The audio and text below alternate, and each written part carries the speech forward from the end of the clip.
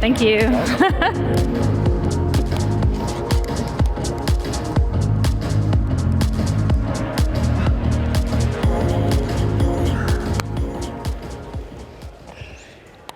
Good afternoon. We don't have much time, so I want to get right into it and have you guys introduce yourselves very quickly, and then we can start talking about the investability of Bitcoin startups. Awesome. I can go ahead. Hi, everyone. My name is Andrea. Happy to be here. And it's Friday, so excited to have you all here as well. I'm with Bitcoin Frontier Fund. We run an accelerator program. We invest in startups early stage in the Bitcoin ecosystem. We've been in the space since 2021. I think yesterday I mentioned, you've seen a few of our portfolio company startups up here on stage doing amazing work and furthering the Bitcoin ecosystem. So excited to be here.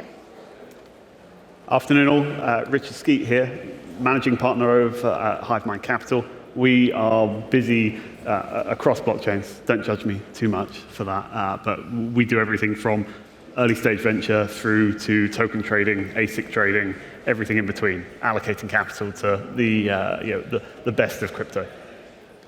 Hi everyone, my name is Hannah Noor. I'm an investment manager at Outlier Ventures. We are the largest Web3 accelerator focusing on across all ecosystems, but primarily now venturing into Bitcoin. We also have a token launching program, and we've been in the industry since 2013, celebrating our 10th year next year, and investing in early stage companies, predominantly looking at great founders to build in the ecosystem. Great, I'll jump right in. The macro environment right now is looking pretty rocky. Larry Fink at BlackRock is talking about Bitcoin as a haven asset, but there's the Hamas-Israel conflict. There's lots of global problems. Why Bitcoin? Why go into Bitcoin?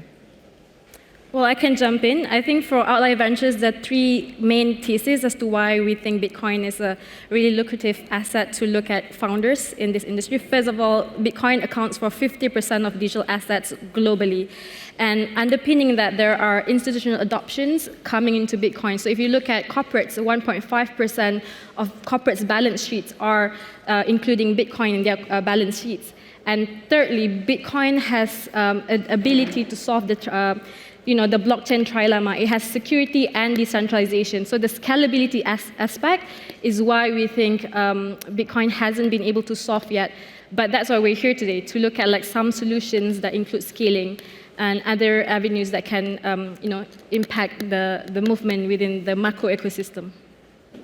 Yeah, and I'll go ahead and jump on that as well. I think, we've seen, what has happened on Ethereum with EVMs, and the founders there and the builders there have had an opportunity to really try product market fit and really test out different types of solutions. And we're just now really starting to see that being possible on Bitcoin as well.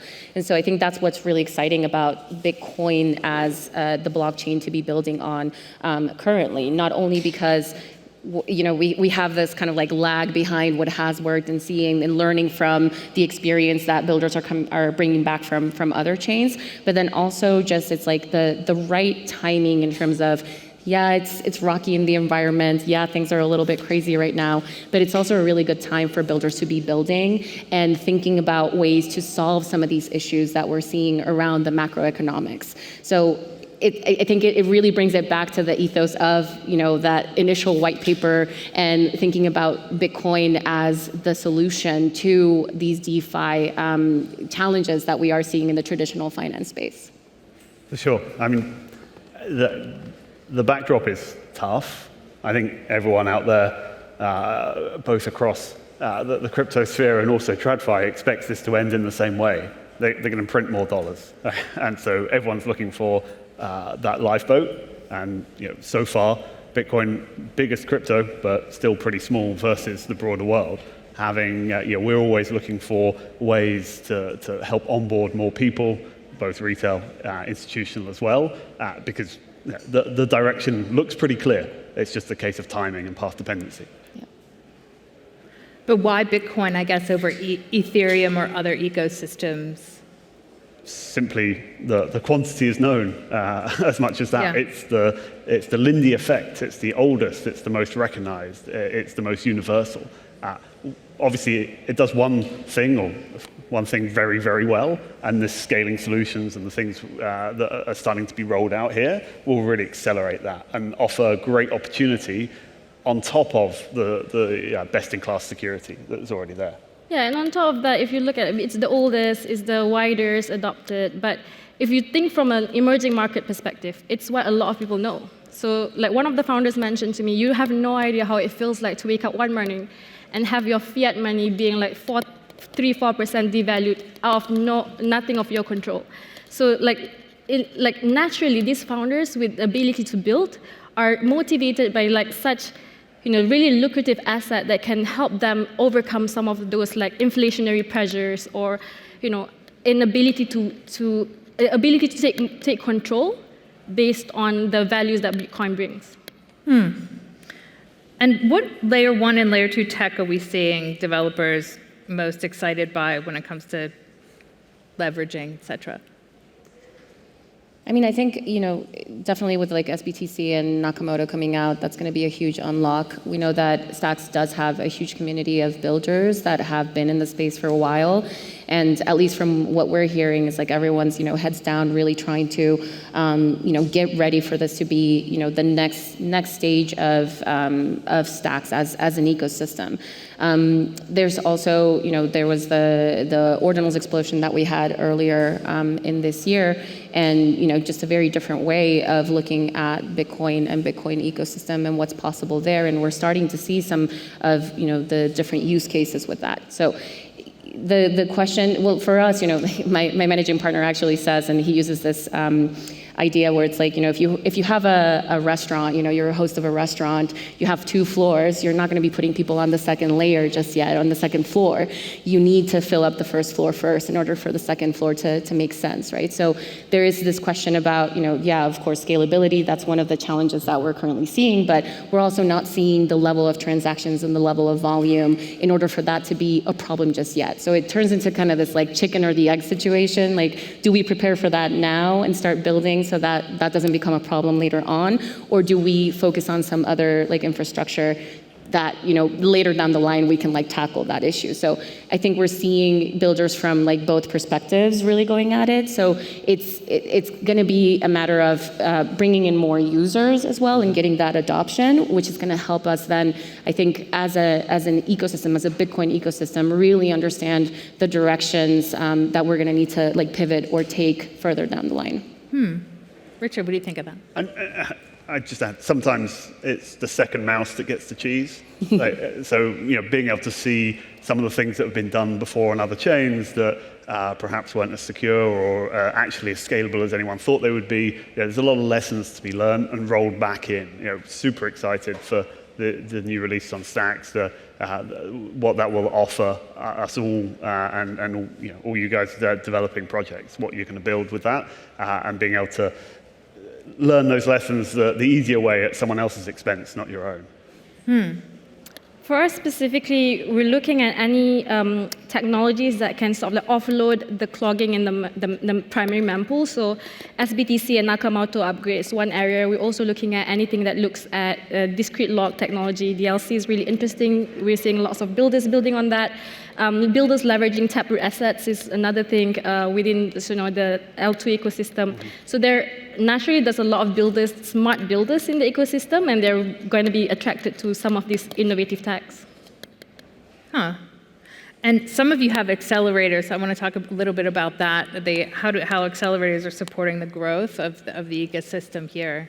Can you talk about that? Sure. So as I said, we started off with our first accelerator in 2021, particularly focused in the Stacks ecosystem at that point. And it's a 4-month program. I think what we're seeing in the space is, with early stage founders, particularly is going from that like builder mentality to being a founder and the challenges that come with that, especially in the crypto space, especially like being a builder and being a founder just require sometimes the same hat, but sometimes very different hats. So making sure that we support the founders in their journey and understanding how to navigate, the general ecosystem, how to navigate being able to be prepared to fundraise, be prepared to scale their product. When does it make sense in terms of the market? Like, the first couple of cohorts that we had, we did have some builders that, it was too early in the market for what they were building, and so realizing when's the right time in the market for what they're building to make sense, for there to be actually, kind of like the retention of users as well in the long term is one of the challenges.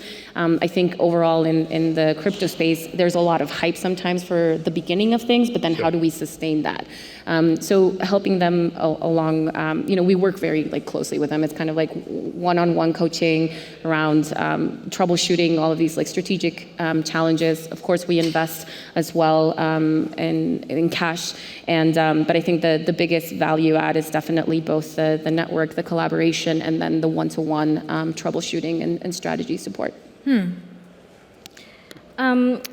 For me, the answer is simple. There are two ways to get money for founders. One, you go and fundraise, and two, you build products that users want. So the accelerator that Outlier Ventures present helps you in both directions. So we have a 360-degree support for founders who wants to build products in a short time period. So it's a concentrated effort. So for example, if you're building something for 12 months, within the accelerator, you condense that in 3 months. And then you have support from growth and marketing to build products that are accessible to users. You get product and tech support to have some boarding proof to your ideas.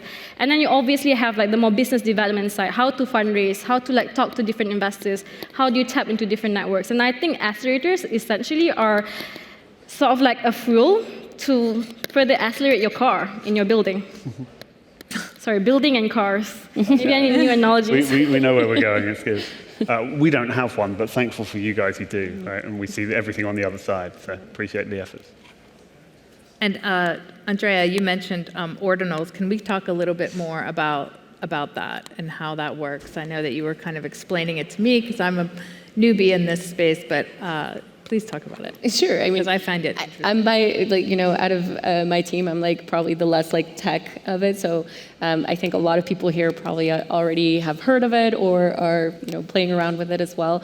But basically, layman's terms, or the way that I understand it, is we're inscribing straight into the blockchain, the Bitcoin blockchain layer. So whereas Stacks is primarily through the smart contracts, sometimes the information is the transaction or the smart contract is on chain. The information can be stored, or the data or content can be stored elsewhere off chain.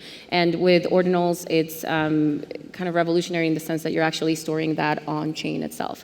The challenge with that, of course, is we're using the block space. So we start to have these challenges with, just in terms of the transaction volumes, just the limited block space that we do have. So it brings it back to that question about, do we need to start preparing for scaling in some ways? So Ordinals, I think, is one of the reasons why we probably need to start looking at that sooner rather than later.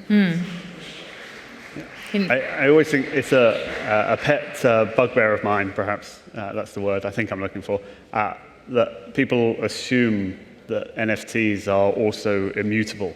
But if you actually look under the covers of what's being done on a number of chains out there, they're often quite mutable, and they often actually involve a lot of trust about the central key holder who can change it underneath you. Yes, you'll still own it. Yes, you'll still have the hash, but it probably won't look like what you thought it was. I mean, there's always some level of trust if you're adding utility, but the ability to actually inscribe it on chain and know what it is, and the security model of Bitcoin behind it is a great thing, but scale being the only challenge as that gets bigger. And I think also what's interesting with Ordinals is of course, right now the most prominent use case has been NFTs, let's say, on Ordinals, which are just called Ordinals. But it's interesting to us to see, how are builders going about it? It's a new way of doing things on Bitcoin, right? So what are some of the potential use cases that we can start to see here? So we're starting to see some DeFi using Ordinals. So that's the part where we're really keeping a close eye on that, and I think that's the exciting component of Ordinals specifically. But I think it's also important to realize there are different technologies that are going to be better at doing some things than others.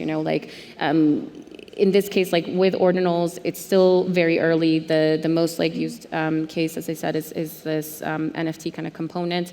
There are some other layers like stacks that have had the smart contract capability. Now it's just getting up to make faster transaction speeds and improving the usability from the user side as well and from the dev side as well. So I think understanding that each of these different technologies have their role in the ecosystem, and that we don't see them as competing with each other. It's complementary. It's all really building out the ecosystem to be a place where users can transact from one to another.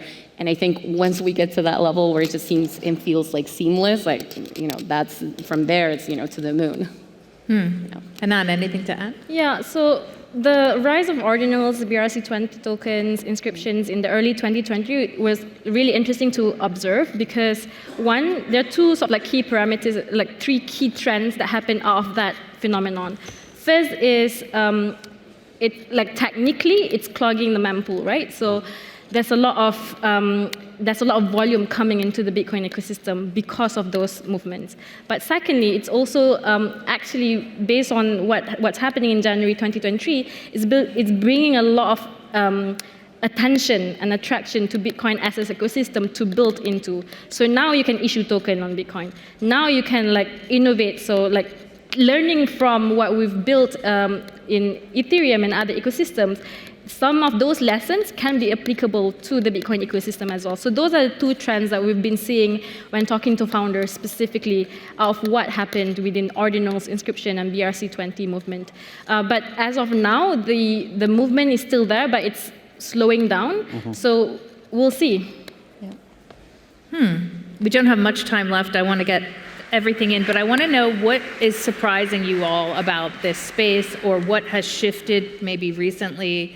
We're almost a year from the big kind of earthquake of FTX. What have you seen that's changing, and what do you think we'll be talking about a year from now?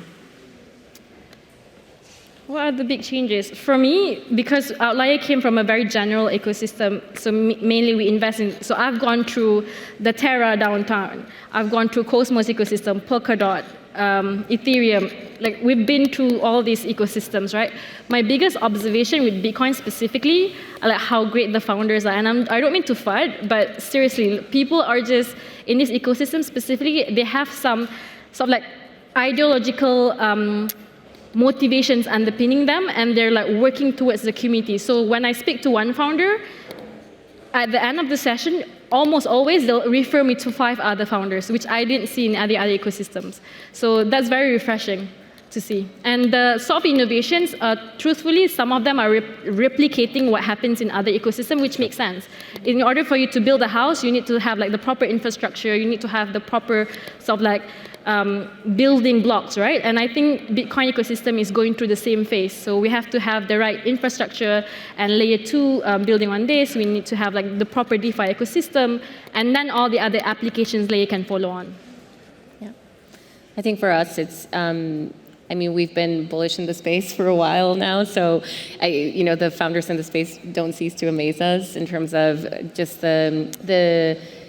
I think the drive and the gumption, I love that word, the gumption to be in the space, because as yesterday in some of the panels, it's a difficult space to be building in, right?